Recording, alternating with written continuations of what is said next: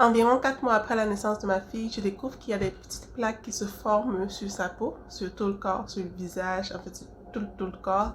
Et cette petite plaque-là, elle grossit au fur et à mesure que les jours passent.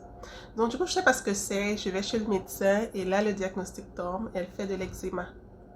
Il s'ensuit alors 3 ou 4 mois de recherche intensive pour trouver quelque chose pour traiter ça, pour la soigner, pour la soulager. Je partage avec toi tout ce que j'ai trouvé, ce qui a marché, ce qui n'a pas si bien marché pour moi.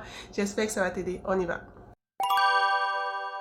Alors, comme je disais, je suis allée chez le médecin avec elle et là, elle me dit, ok, l'enfant fait de l'eczéma et comme les plaques sont très grosses, je vais prescrire quelque chose. Elle a prescrit une crème d'hydrocortisone que bien sûr j'ai appliquée. L'hydrocortisone, en fait, sont des hormones synthétiques. Ça semblait marcher au début comme...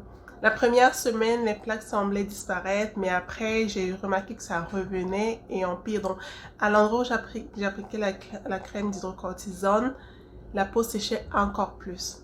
Là, je repars chez le médecin, je lui dis, ok, la crème là, elle marche pas du tout, ça empire.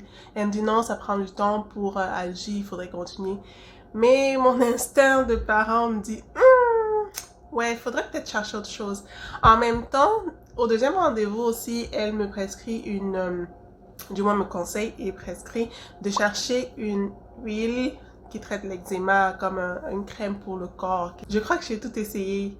Toutes ces crèmes très connues là comme Aveeno ou comme La Roche, les Picards de La Roche, Cetaphil, Cérine. Et j'ai aussi essayé des huiles naturelles, le beurre de karité, l'huile de coco, l'huile de noix de palme. Ça n'a pas marché. J'avais l'impression que il n'y avait rien qui allait marcher. Une des dernières crèmes que j'ai achetées, c'était la crème Bioderma Atoderm. Je sais même plus qui m'a conseillé ça. Et la bonne astuce, c'était de prendre la crème et l'huile lavande qui va avec. J'ai vu une différence. Ça agissait mieux que les autres crèmes que j'avais achetées avant, mais ça ne débarrassait toujours pas de ces plaques-là. Donc, je suis encore une fois repartie en pharmacie. Et c'est ce jour-là que j'ai trouvé une solution qui a marché et qui marche jusqu'à présent. Et j'ai utilisé la même solution pour mon fils parce qu'il a eu la même chose aussi. Et ça a marché. Ce jour-là, je rentre en pharmacie, toute découragée et tout. Sauf qu'il y a une membre du personnel qui est là, qui me voit et qui me dit « Oh, qu'est-ce que vous cherchez, madame ?» Donc, je lui explique un tout petit peu le problème. Et là, elle me conseille une crème. La crème Demo. Je connaissais pas, j'avais jamais entendu parler. Elle me dit c'est très bien pour les cicatrices et parfois les gens mettent ça aussi sur les tatouages parce que ça hydrate vraiment, ça aide à garder ça aide la peau à garder l'hydratation tellement bien. Vous allez voir une différence. Et ça a marché. Like, c'était comme un miracle. J'étais comme, c'est pas possible, ça marche. Les plaques, elles disparaissaient en 2 jours. J'ai pas la même marque que j'avais trouvée à Jean Coutu en pharmacie, mais j'ai celle-ci que j'ai trouvée sur Amazon et que j'achète depuis, voilà, ce moment-là. Donc, c'est de l'huile d'émou. Donc, ce que j'ai fait, c'était mélanger l'huile d'émou à de la glycérine parce que je me rappelle quand j'étais petite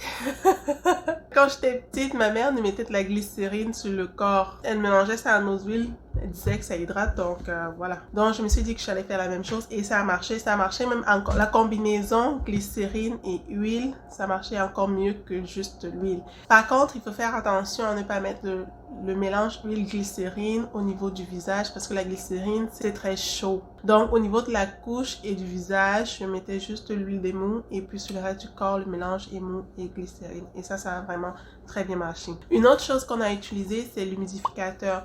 Parce que je crois en ce moment là c'était l'hiver et quand on met le chauffage, l'air est très sec, il manque de l'humidité dans la maison. Si on ne souffre pas d'un problème de peau en particulier, on ne le remarque peut-être pas. Mais comme bébé faisait de l'eczéma, ça se sentait. Maintenant, l'utilisation de l'humidificateur, il faut faire attention à le nettoyer. Parce que comme c'est un milieu humide, les bactéries et micro-organismes aiment bien cet endroit-là. Et si on ne le nettoie pas, on est en train de pulvériser plein de bactéries et de micro-organismes dans l'air. Donc, utiliser un humidificateur, oui, mais faire attention à le nettoyer et à très bien le nettoyer, le nettoyer régulièrement. Et ce que l'infirmière m'avait conseillé de faire, c'était déjà de ne pas lui donner des bains très chauds. Tiède bien sûr, mais tiède côté froid plus que côté chaud. Et aussi regarder la durée des bains, ne pas lui donner des bains trop longs, juste vraiment bain rapide, la sortie de l'eau, parce que faut éviter qu'elle perde ses huiles naturelles. Le soir, je lui donnais un bain avec l'huile de lavande. Le matin, je lui faisais ce que j'appelle une trempette. Je la mets dans l'eau. Vite, vite. Et hop! Alors, même sans savon, sans huile de lavande, juste vraiment la mettre dans l'eau en combinaison avec la glycérine. J'utilisais l'huile en alternance avec le baume. Donc parfois, je mets l'huile en journée, le baume le soir pour dormir. Une autre chose, ce serait d'éviter les vêtements synthétiques et de choisir plus les matières naturelles, le coton, la laine, le lin. Ces matières-là sont plus douces pour la peau et sont meilleures pour la peau. Par contre, la laine, ça peut être un peu chaude, donc il faut éviter que le bébé ait trop chaud. Moi, j'ai plus choisi les vêtements en coton. C'est déjà plus simple à trouver. Les vêtements en lin sont plus difficiles à trouver et bien plus chers. Le coton, c'est bien plus simple à trouver. Ah oui, éviter l'eau des piscines. Ou alors, si bébé va à la piscine, vraiment se rassurer de donner un vrai bain après parce que cette eau est très chlorée. Et ouais, ça peut rendre la peau encore plus sèche. Donc, il faut aussi réduire l'exposition aux irritants pour la peau. Je pense, oui, on a parlé de vêtements synthétiques, mais je pense aussi aux détergents utilisés pour laver les vêtements de bébé. Ou même les vêtements tout court, les draps, les couvertures et tout. La plupart des détergents qui sont sur le marché, les détergents conventionnels, contiennent beaucoup de produits qui sont très irritants pour nous. Et même les détergents qui sont spécifiquement vendus comme étant des détergents pour bébé, des lessives pour bébé, même ceux-là contiennent des produits irritants. Il faut se renseigner sur la marque, sur le produit, sur les ingrédients des détergents qu'on utilise pour laver les vêtements de bébé. Enfin, les vêtements de tout le monde dans la maison. Autre chose aussi, ce serait de se débarrasser des polluants intérieurs. J'ai fait une vidéo là-dessus, je crois que je vais mettre le lien dans la description. On veut vraiment éliminer toutes les sources d'irritation pour que bébé se sente à l'aise. J'ai beaucoup parlé du baume à Todem et de l'huile d'amande qui va avec parce que ça m'a vraiment aidé la première année de ma fille quand elle a fait l'eczéma. Seulement, j'ai fait un grand virage sur les produits naturels. Du coup, avec mon fils, j'ai voulu voir si j'avais absolument besoin d'utiliser la crème et le baume. J'ai mis le baume et l'huile d'amande de côté et j'ai décidé juste d'utiliser des produits naturels pour lui, dont l'huile d'émou et la glycérine. Et un savon. C'est cette marque Secret 61 et ça a marché. Aujourd'hui, j'ai même plus besoin d'utiliser l'huile d'émou sur tout le corps de mes enfants. J'utilise du beurre de karité, de l'huile de coco, en fait un mélange maison et ils n'ont plus de plaques. Je fais attention à ce qu'ils mangent et depuis lors, ils n'ont plus de problème avec cela. Anyway, c'était tout pour cette vidéo. J'espère qu'il y a quelques-unes de ces astuces-ci qui te parlent et je te souhaite de passer une très bonne journée.